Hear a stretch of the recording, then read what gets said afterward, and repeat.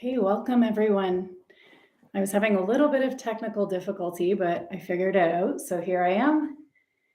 Thank you for joining me tonight and happy new moon. And well, now there's feedback. So give me one second to figure. Okay, I just had to mute myself. I'm learning as I go here. So, oh, hi, Donnie. Welcome. Yeah, if you could in the chat at any time, if you have any questions, feel free to. What I'd like to start with is just explaining a few things you may be new to Kundalini. So if you'd like to put in the chat if you're new to Kundalini, that would help me as well. I'd like to kind of go over everything anyways to explain it, just because it's great for a refresher. First of all, we'll talk about the new moon energy and what's coming in right now. So we have this energy of newness. So the new moon is a time when we start new projects. It's more of an internalized energy. So it's a time that we can reflect and create intentions. So it's that energy that's ready to kind of move forward, but also to kind of assess where we want to go. And the full moon is the opposite. It's like the release, the let go, what is not working. Hi, Melissa, welcome. Yeah, so we are in this time now where the new moon, this new energy, newness is in Taurus.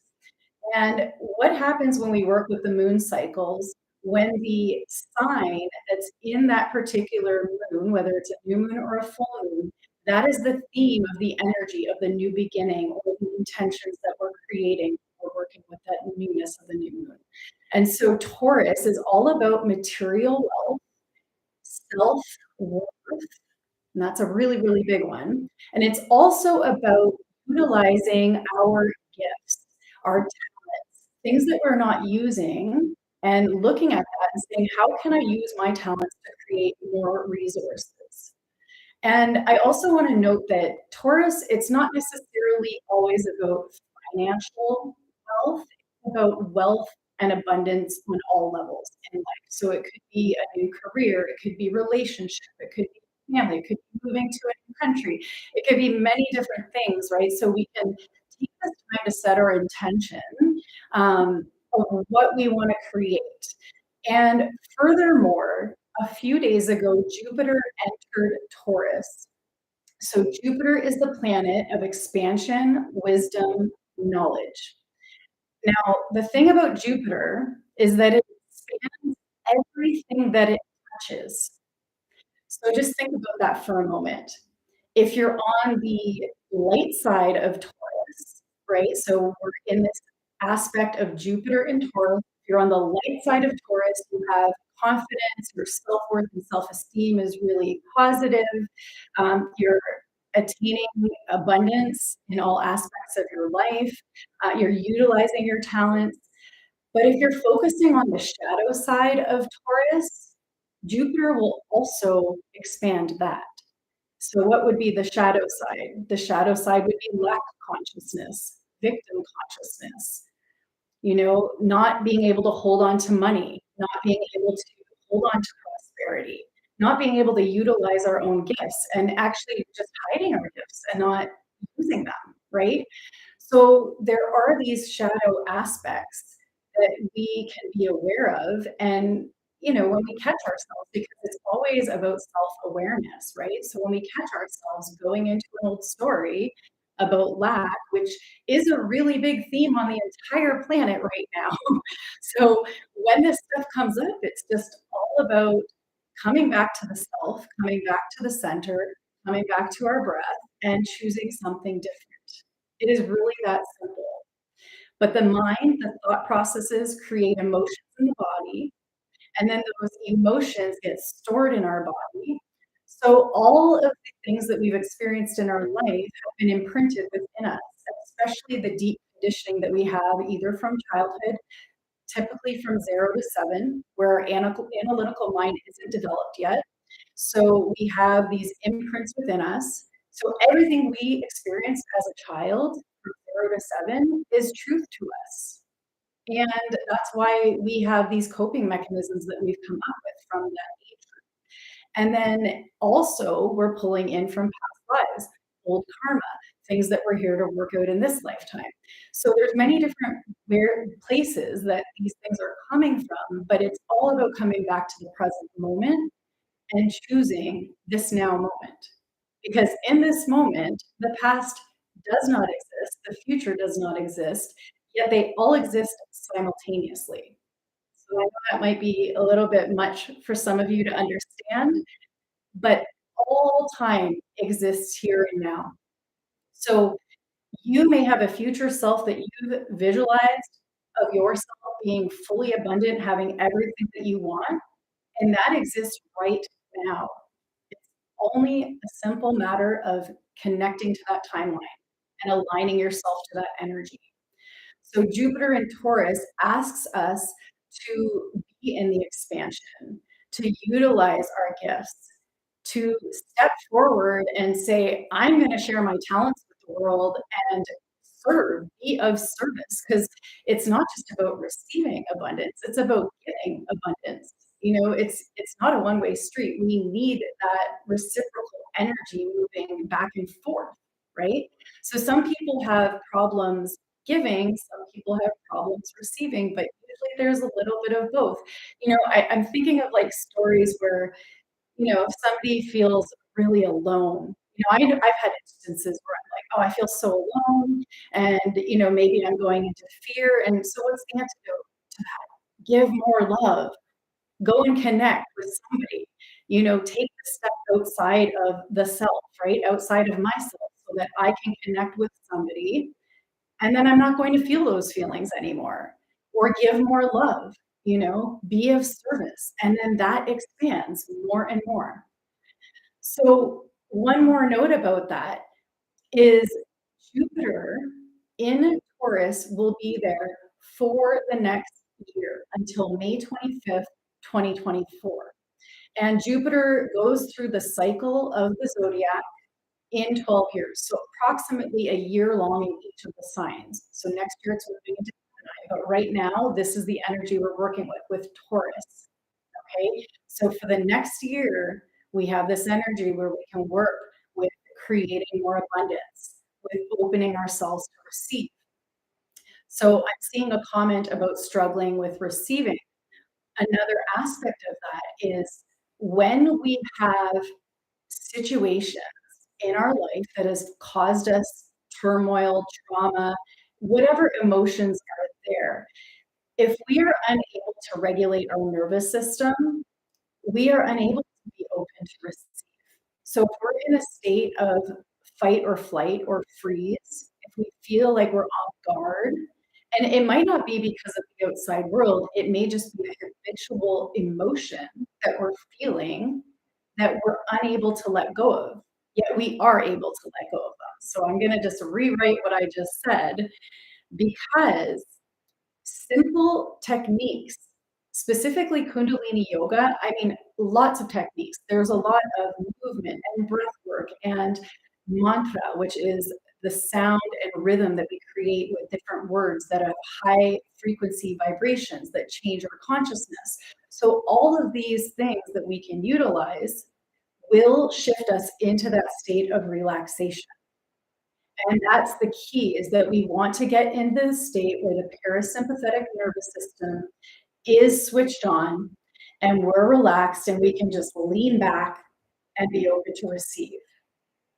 Now, that being said, we still have to take action, right? But taking action from a place of relaxation and alertness is the key. And that's one big yogic principle, is to have alertness. So I'm awake, I'm alert, I'm responsive, but I'm relaxed and I'm present.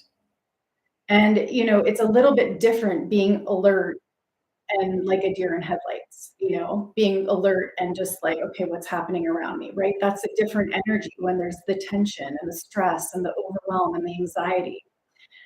So what I would like to do today is work a little bit with our breath and some movement before we get into the meditation for prosperity. And as we work on the breath and different movements, we're creating space energetically in our body for the meditation to land in our being.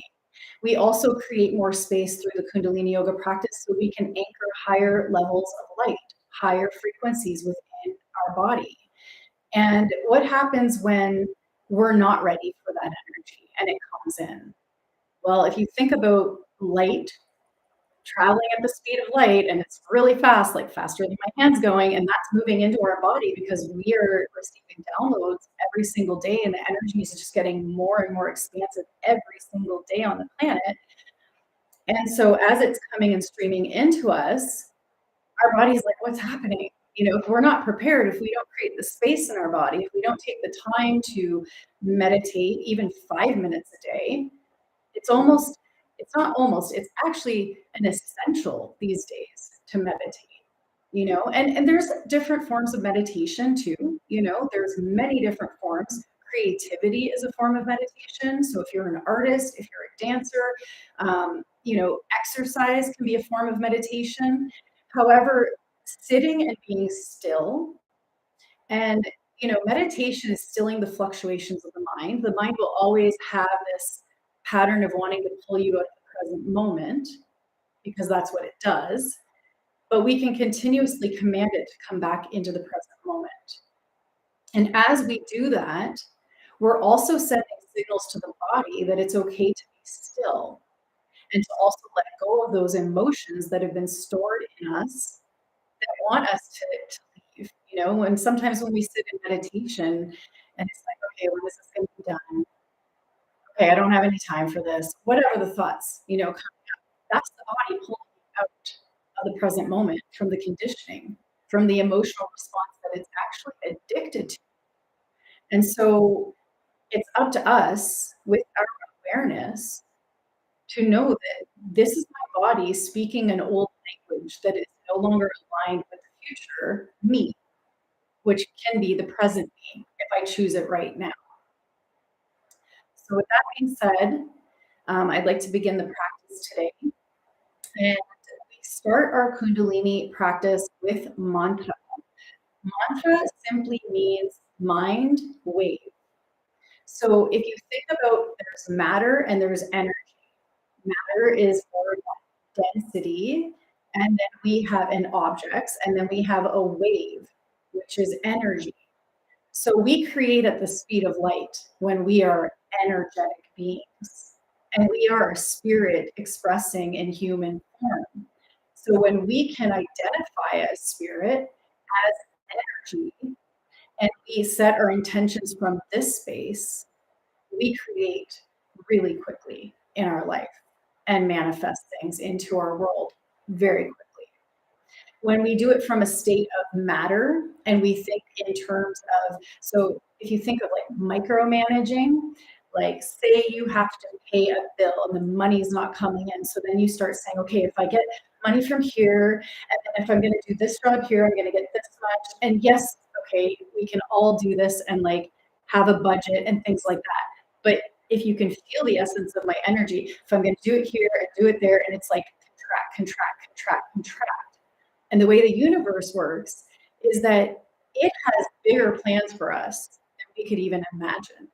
So if we could simply let go, relax, be aware and alert of our situation, but not identify with the situation, you may receive a job opportunity that you never even expected. Right? So that's something to be aware of. So this is where the mantra, the mind wave, it's the creative projection of our mind through the sound current. So if you just think of words in general and, saying, I love you, I love you, I love you, I love you. Like that feels so light, right? And I hate you. Like that feeling, or I'm scared, I can't, and it's contracted. So there's the difference between the opening and the receiving and the giving from that open space, or the held in contracted space. So words create mantra, these higher vibrational sounds that we chant in Kundalini Yoga create higher vibrational resonance in our body. These frequencies start to raise. And these mantras, they were downloaded by enlightened masters, ascended masters, came onto the planet.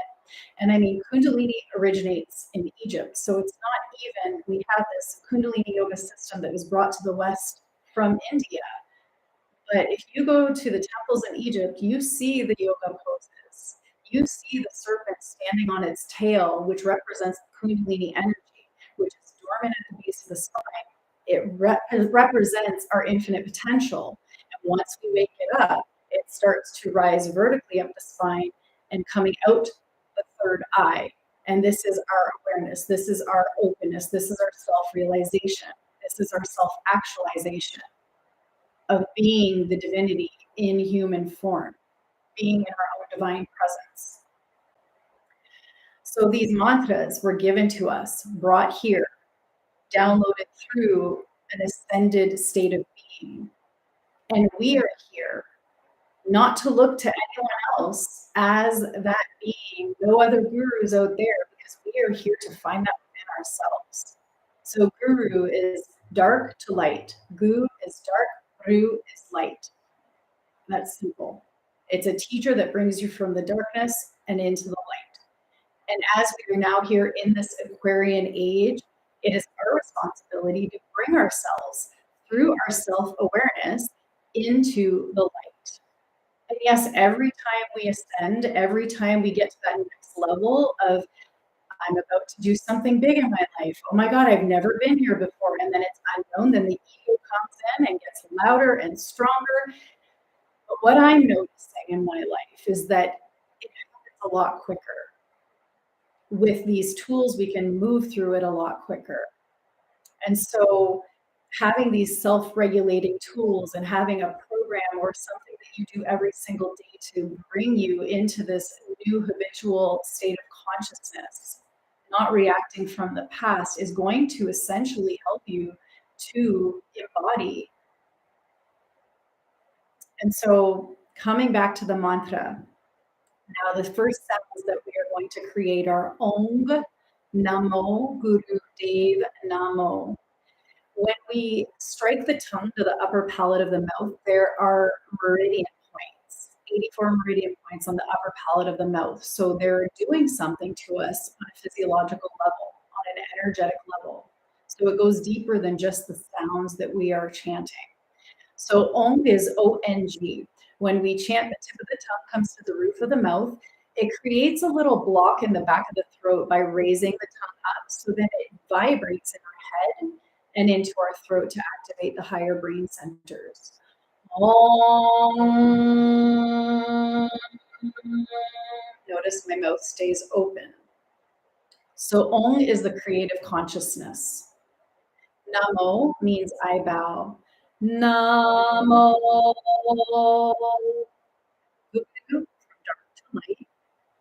Dev is the angelic realm.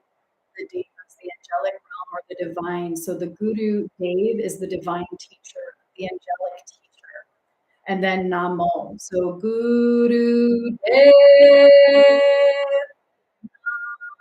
Namo. So if you've never done this before, okay, I'm getting that I'm cutting out. Can maybe somebody else let me know if I'm cutting out for them too before I move on? If somebody can comment there.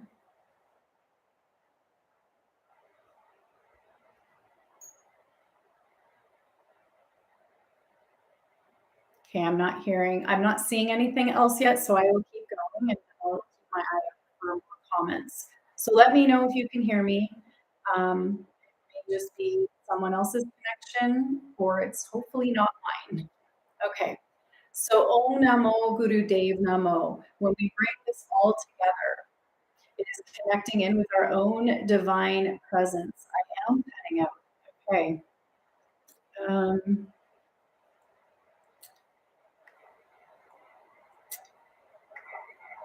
Can you hear me now? Okay.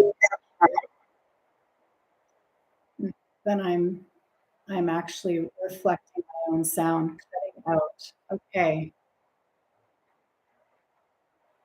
Okay. I'm like, how can we fix this now? I don't really know. Um,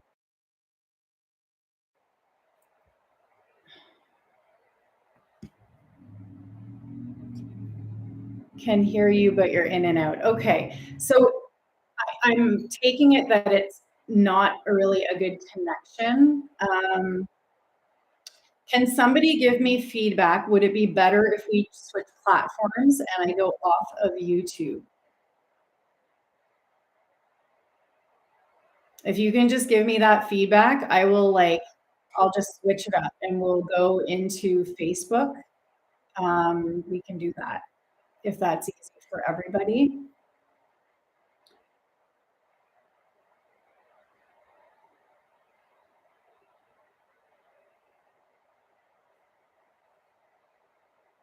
Okay. It seems like the closer you are to the mic, the better the sound. Okay. Okay. Thank you for bearing with me on my first YouTube live. I was taking a chance, not knowing how it would be. So I am closer now. Does this make any difference? I know Donnie just said it sounds better, but if I keep talking right now, am I still cutting out? That's the one thing I just want to make sure, because if it is, much better. Okay, up to you. Say your chant. Okay, so I'm going to chant. Let me know if this sounds clear. Om Namo Gurudev Namo. Good. Okay, I just need to hear one more better here. I see a couple betters. I just want to make sure with the chant that it came through. It may be that I need to get a mic if I'm going to be doing these YouTubes. Okay, so it's okay. I heard it seems to, yes. Oh, it cuts out. It cuts out, cutting out still. Okay, so this is what we're going to do. I'm going to, okay, Kundalini rising. You know what? How about this? I'm going to just go on my main page and you can meet me there. So just give me a couple minutes to shut down this YouTube, not even a couple minutes. I'm going to hop on Facebook and I'll just wait for a few of you to get on and then we will start our practice in Facebook. All right, I'll see you in a couple minutes.